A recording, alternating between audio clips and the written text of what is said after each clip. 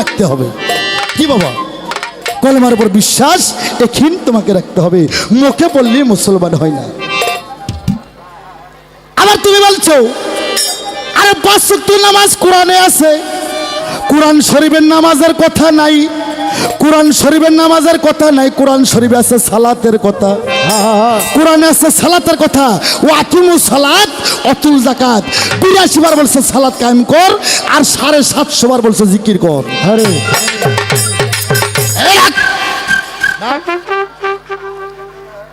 আমার ভাইরা, সূরা রুম আয়াত নাম্বার 17।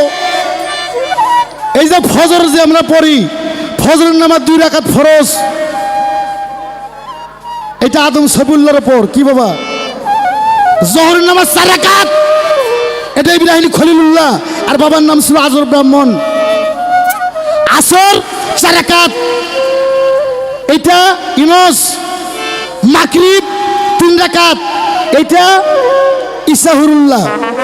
আর আসার নামাজ 4 রাকাত, এটা ইয়া মুসা কারিমুল্লাহ। এই যে আমরা এই ভাব করি, এই ভাব করি, হ্যাঁ, এটা নামাজ একটা অনুষ্ঠান, অনুষ্ঠানের আনুষ্ঠানিক ব্যবস্থা। আস্তে পবিত্র কোরআন শরীফ সূরা রুম, কি বললাম, কি বললাম, সূরা রুম আয়াত নাম্বার 17। ওখানে বলছে দিনে 2 বার, সূর্য উদয় হওয়ার আগে, সূর্য ঢেলে বলার পরে সৃষ্টিকর্তার আরাধনা করো। সূরা মারিস, কি বললাম, সূরা মারিস আয়াত নাম্বার 23। আয়াত নাম্বার কত কইছে রে? 23। মিডিয়া সাক্ষী আছে বাবা, রেকর্ড করেন, দিবা সাইরা বাংলাদেশে ঘরে ঘরে বাজবো। সূরা মারিস আয়াত নাম্বার 23, ওখানে বলা হয়েছে ডায়মন্ড সালাত।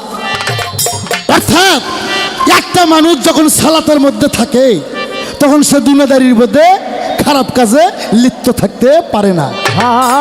সালাতের অর্থ তোমাকে খারাপ কাজ থেকে, আকামকম থেকে তোমাকে আলাদা থাকতে হবে। এই নামাজ হচ্ছে ফার্সি ভাষা, আর কোরআনটা আরবি ভাষা, আর সালাত হচ্ছে আরবি ভাষা।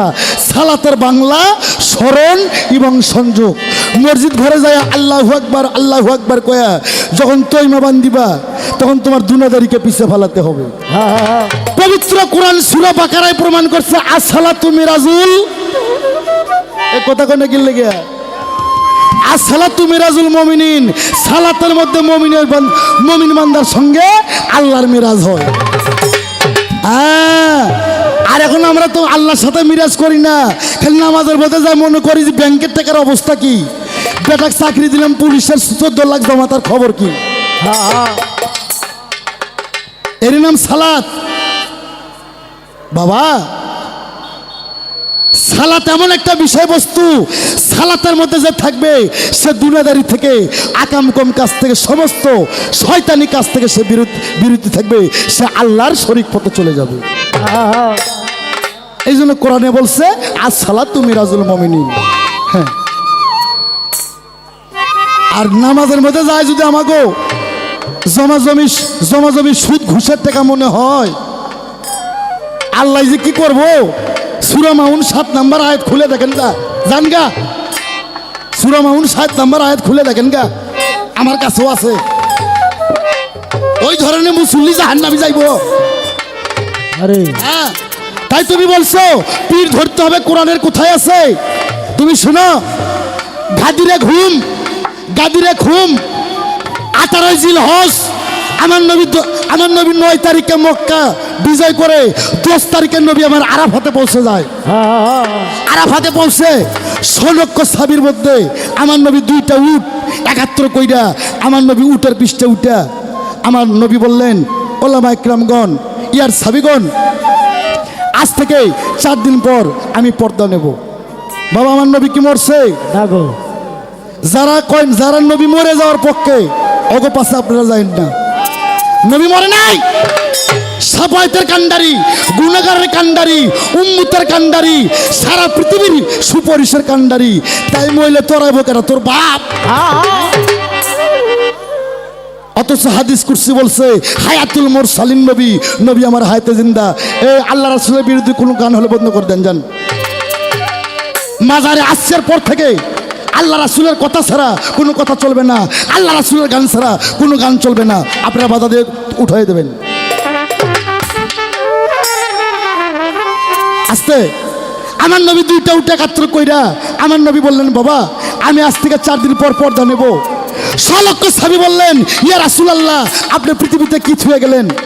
আমার নবী বলেন, বাবা আস্তে অপ, আজ গান গামো না, দুটো কথা বলবো, ঢোলবাসী বাত। আল্লাহ রাসূল বললেন, বাবা আমি দুটো গৃহবস্তু ছুঁয়ে গেলাম, আমি দুটো গৃহবস্তু ছুঁয়ে গেলাম। একটা আমার কোরআন সুন্নাহ, একটা আমার কোরআন সুন্নাহ, আর একটা আহলে বাইয়াত। আহলে বাইয়াত হ্যাঁ, ওয়াহাবি যারা, ইয়েজিদি যারা, খারেজি যারা, এরাই কয় নবী একটা হাদিস সুন্নাত হয়ে গেছে, একটা কোরআন সুন্নাত হয়ে গেছে। ওই বেটা নবী মরার, নবী পর্দা নেওয়ার 225 বছর পর হাদিস আছে।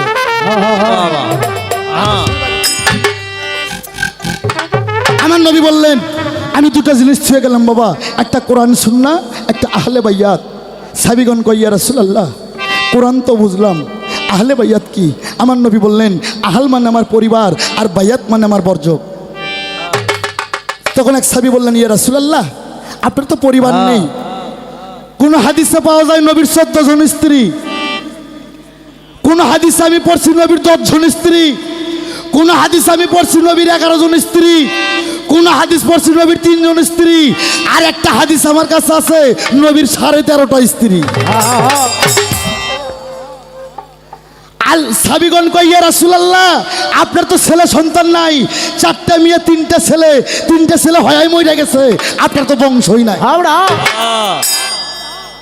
তখন আমার নবী বললেন, আনা আলিউন মিন্নি, আলী আমা হইতে, আমি নবী আলী হইতে, আনা ফাতেমা তোম মিন্নি, মা ফাতেমা আমা হইতে, আমি নবী মা ফাতেমা হইতে, আনা হাসান হুসাইন মিন্নি।